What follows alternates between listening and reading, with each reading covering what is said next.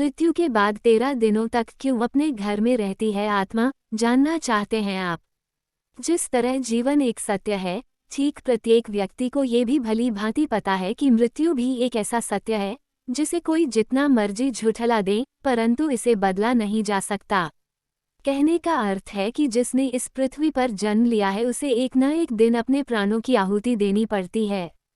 इस बारे में हम में से बहुत से लोगों ने कई बार अपने बड़े बुजुर्गों से कहते सुना होगा कि मृत्यु के बाद मनुष्य शरीर की आत्मा 13 दिनों तक अपने घर में रहती है। मगर ऐसा क्यों? इस बारे में क्या किसी ने सोचा है? अगर नहीं तो चलिए आज आपको इससे संबंधित जानकारी बताते हैं और जानते हैं कि आखिर क्यों मृतक शरीर की आत्मा 13 दिनों तक अपने घर में भटकती रहती। साथ ही साथ ये भी बताएंगे कि 13 दिनों तक मृतक के नाम का पिंडदान क्यों किया जाता है। बता दें कि गरुड़ पुराण में इस बारे में विस्तार से बताया गया है। गरुड़ पुराण में बताया गया है कि जब किसी व्यक्ति की मृत्यु होती है तो यमराज के यमदूत उसे अपने साथ यमलोक ले जाते हैं। यहाँ उसके अच्छे और बुरे कर्मों का हिसाब होता है और फिर 24 घंटे के अंदर यमदूत उस प्राणी की आत्मा को वापस घर छोड़ जाते हैं।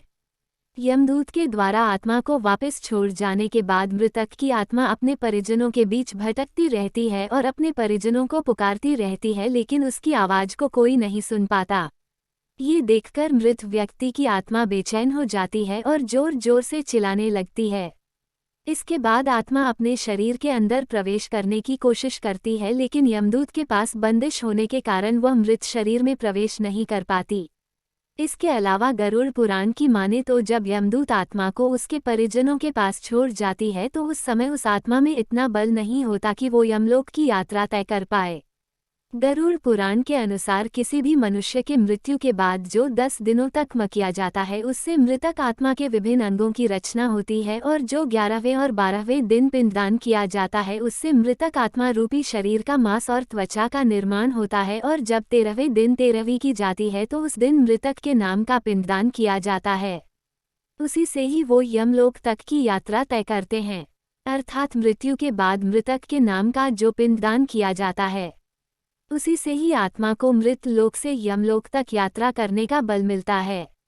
इसलिए ही गरुड़ पुराण में बताया गया है जब किसी मनुष्य की मृत्यु हो जाती है तो उसकी आत्मा 13 दिनों तक अपने परिजनों के पास घर में भटकती रहती है और उसके बाद आत्मा मृत लोक से यमलोक की ओर निकल पड़ती है, जिसे पूरा करने के लिए उसे 12 महीने यानी कि 1 साल का वक्त लगता है। इतना ही नहीं, मान्यता के अनुसार 13 दिनों तक मृतक के नाम का किया गया पिंडदान उसके 1 वर्ष के भोजन के समान होता है। पिंडदान न किया जाए तो क्या होगा?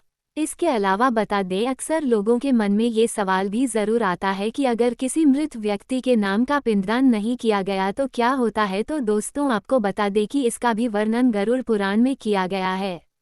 जी हाँ, जिस मृतक व्यक्ति का पिंडदान नहीं किया जाता, यमदूत उसे 13वें दिन जबरदस्ती घसीटे हुए यमलोक की ओर ले जाते हैं और मृतक व्यक्ति की आत्मा को इस दौरान काफी कष्ट उठाना पड़ता है। इसलिए हिंदू धर्म में मनुष्य की मृत्यु के बाद 13 दिनों तक पिंडदान करना आवश्यक माना गया है।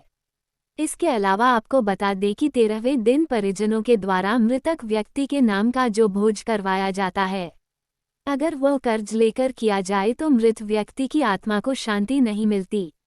इतना ही नहीं, गरुड़ पुराण में ये भी बताया गया कि जो व्यक्ति जीवित रहते हुए अच्छे कर्म करता है, मृत्यु के बाद उसकी आत्मा को यात्रा के दौरान यमदूत कोई कष्ट नहीं देते, और जो व्यक्ति बुरे कर्म करते हैं उसकी आत्मा को यमदूत यात्रा के दौरान कई यातनाएं देता है और आत्मा को कई कष्ट भोगने पड़ते हैं।